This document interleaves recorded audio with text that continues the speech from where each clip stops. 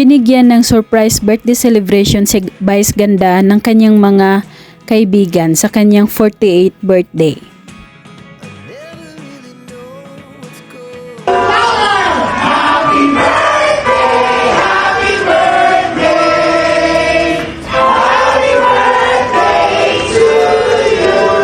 Pagkatapos kantahan ng happy birthday si Vice Ganda, nag-blow ito ng kandila sa kanyang cake.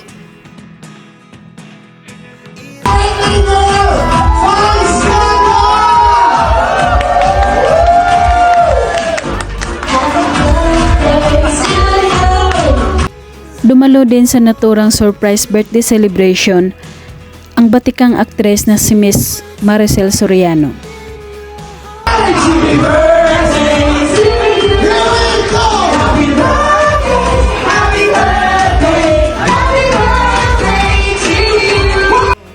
At dumating din ang sikat na vlogger na si Zainab Haraki kasama ang kapatid nito.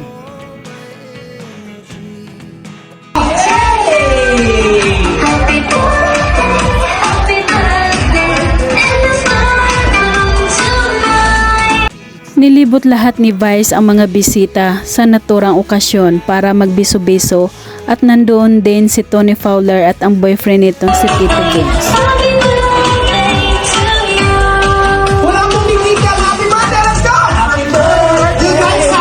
Naghatid ng pasasalamat sa lahat ng mga dumalo si Vice Ganda, lalong-lalo na sa mga kaibigan niya na nag-oorganisa ng kanyang surprise birthday celebration. Thank you lang. Surprise talaga. Kala ko meeting. Nagmamadali pa man din ako. Kasi ayun, churro-churro daw na ba siya? May meeting daw siya. Surprise. Thank you. Mga kaganapan naman sa It's Showtime, patuloy pa rin ang kanyang birthday celebration. Binigyan ng cake at flowers si Vice ng kanyang It's Showtime family. Kaya pa ang puso ko at saka isip ko at masaya ako. Kung lahat naman hindi, ipapakulawin din natin ang isa't isa. Ayon pa kay Vice Ganda, nagpapasalamat at masayang-masaya siya sa kanyang kaarawan at nag-blow the candle na siya. Okay, happy birthday to me! Happy birthday! Grabe, isang taon na lang gulo na! Isang taon na lang. Pagkatapos kantahan ng happy birthday, lumapit sa kanya para bumati isa-isa ang kanyang mga kasamahan.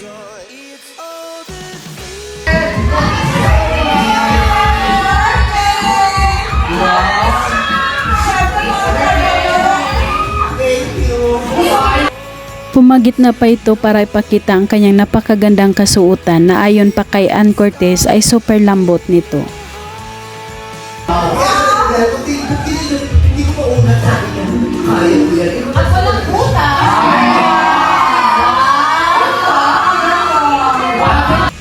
Pagka-uwi niya ng bahay, another birthday celebration na naman para kay Vice, kasama pa rin ang kanyang mga malalapit na kaibigan at kamag-anak.